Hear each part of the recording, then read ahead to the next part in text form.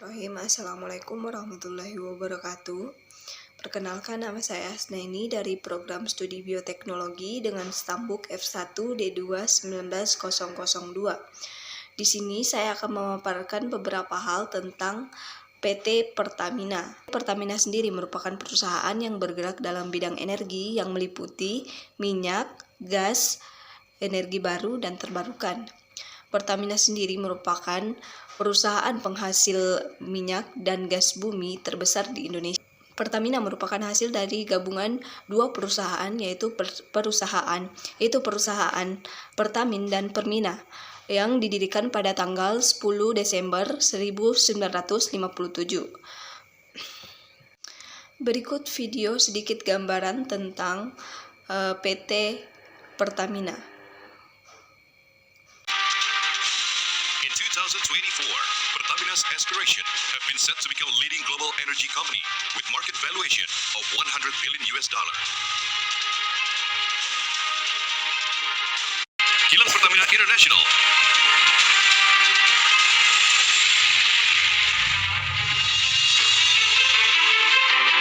Kilang Pertamina International, which has been established in November 13, 2017.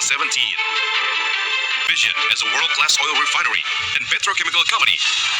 By doing mission, running oil and petrochemical refinery business professionally and internationally with strong economic principles and environmentally friendly. From crude oil procurement, refinery operation,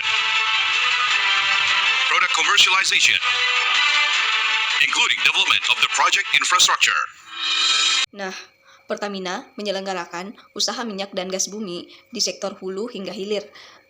Bisnis sektor hulu di Pertamina yang dilaksanakan di beberapa wilayah di Indonesia maupun di luar wilayah Indonesia meliputi kegiatan di bidang-bidang eksplorasi, produksi, serta transmisi minyak dan gas.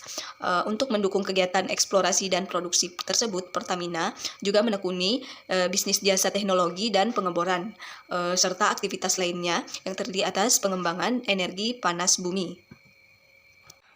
Melalui kepemilikan saham mayoritas, Pertamina memiliki akses operasi ke 12 negara yang terbesar di 4 benua.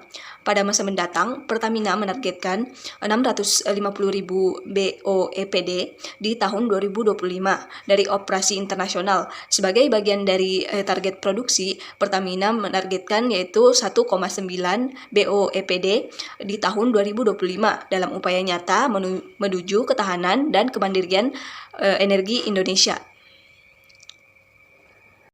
Berikut ini merupakan proses pengambilan dan produksi minyak dan gas bumi. Pembuatan bahan bakar minyak. Pertama, mari kita mulai dari proses pengeboran dulu. Seperti yang kita tahu, proses ini tuh berada di dua tempat, yaitu daratan dan juga lautan. Secara garis besar, mau itu darat ataupun laut, semuanya memiliki prinsip kerja yang sama. Sekarang kita udah sampai nih di fasilitas pengeboran minyak yang ada di darat. Proses pengeboran minyak di sini dilakukan dengan menciptakan sumur minyak. Untuk membuat sumur minyak, sebenarnya kegiatannya cukup simpel, yaitu pertama, permukaan bumi dibor. Langkah pertama ini dilakukan dengan menggunakan bantuan menara hidrolik setinggi 60 meter yang bisa menahan beban hingga 450 ton atau seberat 120 mobil. Masalah kekuatan putaran, bor yang digunakan itu berputar sebanyak 50 hingga 120 kali dalam 1 menit. Setelah itu, hasil pengeboran tersebut disemen untuk memperkuat lubang yang sudah diciptakan.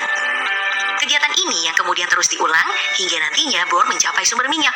Kalau udah ketemu, minyak-minyak ini akan mulai dipompa ke daratan dan dikumpulkan dalam penampungan raksasa. Untuk di laut, proses penampungan ini nih yang beda, karena minyak mentah diangkut menggunakan kapal tanker. Tentu proses ini memiliki resiko tinggi, di mana udah banyak kejadian kecelakaan tumpahan minyak yang akhirnya merusak ekosistem di lautan. Contohnya saja, kejadian kapal Castillo de Belver yang membuat 80 juta galon minyak tumpah di lautan, atau 170.000 ton. Jadi, emang resiko pengeboran di lautan itu jauh lebih besar ketimbang di daratan. Makanya harus dilakukan dengan ekstra hati-hati. Setelah disimpan di penampungan tadi, saatnya minyak bumi yang baru didapatkan masuk ke tahapan selanjutnya, yaitu proses destilasi. Proses ini merupakan proses pemisahan berbagai komponen dari minyak mentah. Dalam proses ini, minyak mentah pertama kali dipanaskan tinggi, yang kedap udara tentunya. Proses pemanasan ini melibatkan suhu yang super panas, sekitar 370 derajat Celcius. Proses ini akan membuat minyak mentah tadi berada dalam bentuk gas yang kemudian didinginkan dan kembali menjadi bentuk cair. Di sini nih, minyak mentah yang didestilasi akan berubah menjadi beberapa bentuk berdasarkan titik didihnya. Titik didih rendah di bagian atas dan titik didih tinggi di bagian bawah. Biasanya, dalam 1 barel minyak mentah, produksi komponen minyak mentah akan terdiri dari 3 liter aspal, 6 liter LPG, 15 liter jet fuel, 35 liter solar, 73 liter bensin, dan 20 liter bahan lainnya. Dari presentasi ini kita bisa tahu kalau emang dalam proses pengolahan minyak mentah, bensin menjadi primadona karena menjadi yang paling banyak dihasilkan. Oh iya, 1 barel itu ya Pop Gengs setara dengan 159 liter. Selanjutnya, minyak yang sudah terbagi menjadi beberapa produk akan dipisahkan dalam kontainer-kontainer besar untuk proses selanjutnya. Di tiap kontainer ini, minyak yang diproduksi akan mengalami proses cracking. Secara ilmiah, proses ini diperuntukkan untuk memutus rantai karbon yang menyusun minyak menggunakan katalis agar komponen minyak menjadi lebih ringan. Gimana? Simple kan?